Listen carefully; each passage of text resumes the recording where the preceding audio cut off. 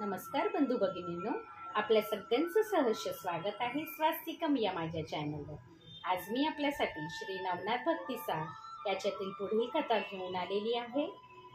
श्री नवनाथ चरणी प्रार्थना। श्री नवनाथ, ज्या कुठल्या व्यक्तीपर्यंत आपल्याला हा व्हिडिओ पोहोचवायचा असेल त्या व्यक्तींपर्यंत हा व्हिडिओ नक्कीच पोहोचू दे आणि आपलं मार्गदर्शन त्यांना नक्की मिळू दे। त्यांच्या आयुष्यामध्ये सुख, समृद्धी, आरोग्य, धनसंपदा, त्यांच्या मनातील प्रत्येक कामना पूर्ण होऊ दे, हीच आपल्या चरणी प्रार्थना। आणि बंधू भगिनींनो, आपण आपल्या आप्तजनांबरोबरही हा व्हिडिओ शेअर करू शकता, जेणेकरून त्यांना ह्याच्यातून नक्कीच मार्गदर्शन मिळेल। चला तर मग आजच्या कथेस सुरुवात करूया।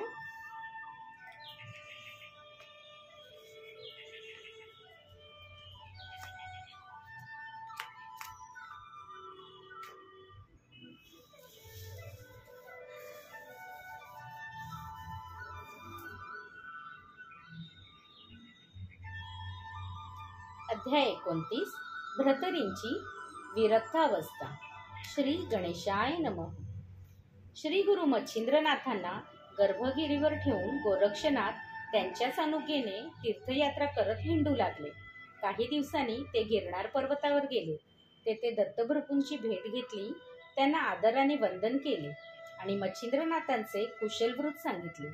त्या भेटीत गुरुदेवांनी त्यांना भ्रतरीच्या जन्मापासूनची सर्व हकीकत सांगितली आणि त्यांना शोकमुक्त करून नाथपंथात आणायची आज्ञा केली।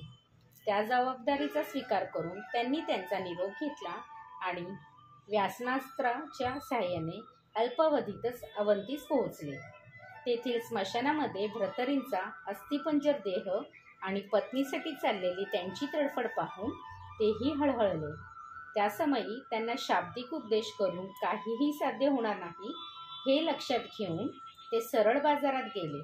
तेथे एक मडके विकत घेतले, त्याच्यावर चित्रविचित्र रंगकाम करून ते चांगले चमकवले, त्याची बाटली असे नाव ठेवले आणि ते सुशोभित मडके घेऊन ते पुन्हा स्मशानात गेले। तेथे भ्रतरी समोरून चालत जाताना ठेच लागून खाली पडले, त्यामुळे मडके फुटले। ते पाहून त्यांनी हंबरडा फोडला व मडक्याचे तुकडे गोळा करत गगनभेदी आक्रोश करू लागले। तेव्हा एका यक्कचित मडक्याची चाललेला त्यांचा शोक पाहून भ्रतरींना हसू आले। ते म्हणाले, अहो गोसावी महाराज, त्या दीड दमडीच्या वस्तूसाठी कशाला एवढा शोक करत आहात? मडकेच ते आज ना उद्या फुटणारच। त्यावर गोरक्ष म्हणाले, माझे दुःख तुम्हाला काय कळणार? ती बाटली माझे सर्वस्व होती आणि तुम्ही नाही का पिंगलेसाठी या मसनवटीत झुरत बसला आहात।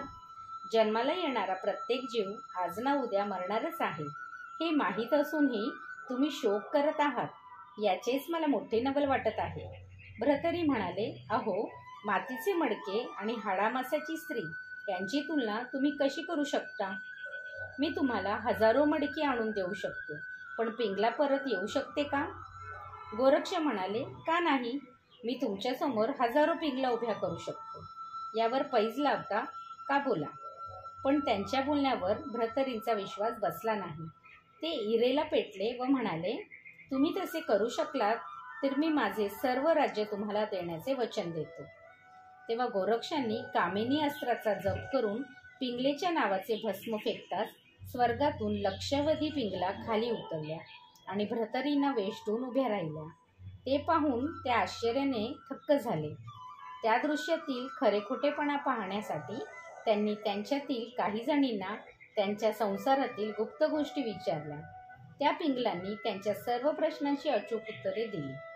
तेव्हा एका पिंगलेने त्यांना उपदेश केला, म्हणाली, नाथ, माझ्या दुःखाने व्यथित होऊन तुम्ही स्वतःला 12 वर्षे कष्टवले, पण त्यातून काय लाभ झाला? मी पतिव्रता धर्माचे पालन करून स्वहित साधले, तेव्हा तुम्हीही अशाश्वत मागे न लागता मोक्षमार्गाचा अवलंब करून जीविताचे सार्थक करा। ते ऐकून भ्रतरीचे डोळे उघडले। ते गोरक्षांच्या चरणांना वंदन करण्यासाठी धावले, पण त्यांना तसे करू न देता त्यांनी त्याचा हात धरला व म्हणाले, माझे गुरु मच्छिंद्रनाथ दत्तप्रभूंचे शिष्य आहेत आणि तुम्हालाही त्यांनीच अनुग्रह दिलेला आहे, म्हणून गुरूंचा गुरुबंधू या नात्याने तुम्ही मला गुरुस्थानीच आहात आणि दुसऱ्या क्षणी त्यांनी भ्रतरींना नमस्कार केला. त्यानंतर त्यांची परीक्षा घेण्यासाठी ते म्हणाले, आता तुम्ही काय करायचे ठरवले आहे? तुम्हाला पिंगलेसह राज्यसुखाचा उपभोग घ्यायचा आहे का? तेव्हा भ्रतरी म्हणाले, नाथजी, तुमचे अचाट योग्य सामर्थ्य पाहून माझा भवभ्रम गेला आहे. आता संसार सुख नको आणि ते कष्टही नको. मी योगाभ्यास करेन, पण तत्पूर्वी श्री गुरु दत्तात्रेयांची भेट घडवून मला धन्य करा. तसेच माझे राजवैभव स्वीकारून मला मोकळं करा. ते ऐकून गोरक्षांना परम संतोष वाटला. मग भ्रतरीच्या सांगण्यावरून नाथजींनी सर्व पिंगला अदृश्य केला आणि त्यांच्या समवेत नगरात प्रवेशले. तेथे विक्रमाची भेट घेऊन सर्व वृत्तांत निवेदन केला आणि पुढील कार्यही सांगितले.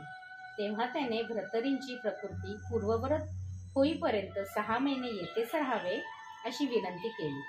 पण येथील वास्तव्यात त्यांचे मन पालटले तर मोठीच पंचायत होईल असे सांगून गोरक्षांनी त्यांच्या प्रस्तावास नकार दिला. इकडे भ्रतरी गोरक्षांबरोबर जाणार ही वार्ता राजवाड्यात पसरताच त्यांच्या अन्य बायकांचा आनंदावर विरजण पडले. ते नाथजींच्या नावाने बोटे मोडू लागले. मग विक्रमाच्या आग्रहास्तव गोरक्ष 3 दिवस तेथे राहिले. 4थ्या दिवशी भ्रतरींना घेऊन ते जाण्यास निघाले. तेव्हा त्याने त्यांची आनंदाने रवानगी केली. त्याप्रसंगी त्यांच्या स्त्रियांनी खूप आक्रोश केला, पण कोणीही त्यांचे सांत्वन केले नाही. काही अंतर गेल्यावर गोरक्षण त्यांना म्हणाले, भ्रतरी, राजवैभव ही एक अद्भुत गोष्ट आहे. त्याच्या मागे तुम्हाला अस्वस्थ वाटत असेल तर तुम्ही अजूनही माघार घेऊ शकता. तेव्हा ते म्हणाले, मला संसाराचा पुरता वीट आलेला आहे, आता परत फिरणे नाही. तेव्हा त्यांचा निश्चय पाहण्यासाठी गोरक्षांनी त्यांना जतीची दीक्षा दिली आणि आपली झोळी त्यांच्याकडे सोपून त्यांच्या स्त्रियांकडे भिक्षेसाठी पाठवले. ते अलख निरंजन घोष करून अंतपुरात प्रवेशले. तेव्हा त्यांच्या स्त्रियांनी अनेक प्रकारे समजवून त्यांना त्यांच्या हेतूपासून परावृत करण्याचा प्रयत्न केला. तेव्हा त्यांनी क्रोधाने कुबडी उगारून त्यांना हाकलून दिले आणि गोरक्षांकडे परतले. तेव्हा मात्र नाथजींना त्यांची संसार आसक्ती नाहीशी झाल्याची खात्री पटली. त्यांनी मंत्रयोगाने त्यांचा अशक्तपणा घालवला व वायुवेगाने गिरनार पर्वत गाठला. तेथे दत्तप्रभूंची भेट घेऊन सर्व वृत्त सांगितला. तेव्हा गुरुदेवांनी त्या दोघांना मोठ्या प्रेमाने जवळ घेतले. अध्याय 29 समाप्त.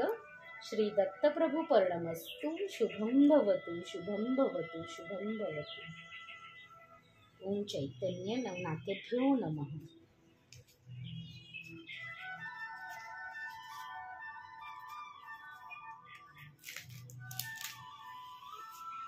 ओम चैतन्य नवनाथेभ्यो नमः.